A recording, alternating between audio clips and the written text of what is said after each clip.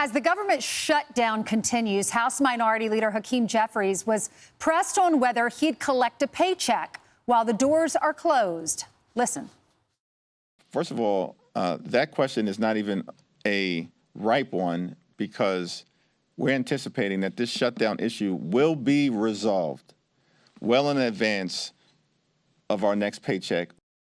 As lawmakers work for a resolution, one senator is introducing legislation that automatically forfeits the daily pay of all the members of Congress for the days that the government is shut down. So let's bring in that senator, Senator Bernie Moreno. Senator, thank you so much for joining us. Thank you for having me. You're welcome. Obviously not well received by Hakeem Jeffries, but I applaud you for doing this. If people are going to go without their paychecks because of what's happening in Congress, then you're saying we don't deserve a paycheck either. Why? Well, what they're saying is, look, hold on to my paycheck, pay me later, but pay me retroactively. So there's no penalty. And the answer is, well, we're going to be treated the same way as government employees. Here's the difference. Government employees didn't shut down the government. Congress is responsible for funding our government. We're not doing our job. We get paid about $500 a day. So what I'm saying is for every day that the government shut down, every member of Congress, House, and the Senate would lose permanently $500 per day. I think that's the minimum that the American people would expect. Look at some of the effects of the government shutdown, Senator, please. Mass furloughs at multiple government agencies. Federal employees and active duty military service members will not receive paychecks. Expect travel delays as TSA and air traffic control workers are unpaid. Delays in Social Security and SNAP and WIC applications as well. Donald Trump said that this is a chance for the Doge effect to work, for him to clear out the people that we don't need in our government, that are collecting paychecks. So is this backfiring on the Democrats? Oh, absolutely. Look, the Democrats are throwing a temper tantrum. The reality is this is their budget. This is Schumer's shutdown. This is the budget levels that they voted for 13 times.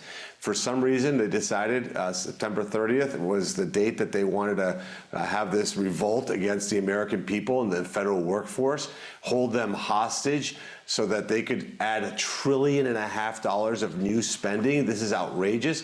The good news is we have 3 Democrats that are on our side. We need 5 more, and they can do it tomorrow. At somewhere around 1:30 tomorrow, they can come in and we can reopen this government for the American people, resume negotiations, which, by the way, were going very well. We were almost done with the appropriations process. Again, it's the bare minimum that the American people expect is for us to do our jobs and make certain that we fund the government properly. What was your response when you heard it made national attention of this 24-year-old illegal immigrant who enrolled in a high school under the false pretenses that he was of high school age? He also is accused of falsifying documents about his age. His immigration form, he falsified documents, police say, and he was trying to purchase a firearm with false information. So why not better oversight? Well, we have to find out how he got here. A 24-year-old Venezuelan kid does not arrive in rural Ohio without an enormous amount of assistance. It is disgusting. Can you imagine if that was your 16-year-old girl that's in the classroom with some gang member from Venezuela that's in his mid-20s? So who helped him? How did he get here? Who are these nonprofit organizations? Who are the people that were complicit? We are just at the beginning of that process. I'm going to go personally and meet with them to find out exactly what happened. So, Senator, here's a statement from the superintendent. It says, immediately upon learning that the student may have concealed his identity and misled us, we acted. We met with the student, and he was then not permitted on any school property while we investigated. Very shortly after, we contacted law enforcement. We reviewed our enrollment process and confirmed we followed federal law. The guy was arrested. He pleaded guilty, and his sentencing is in January. Senator, thanks for coming on. Thank you. I'm Steve Ducey. I'm Brian Kilmeade. And I'm Ainsley Earhart. And click here to subscribe to the Fox News YouTube page to catch our hottest interviews and most compelling analysis.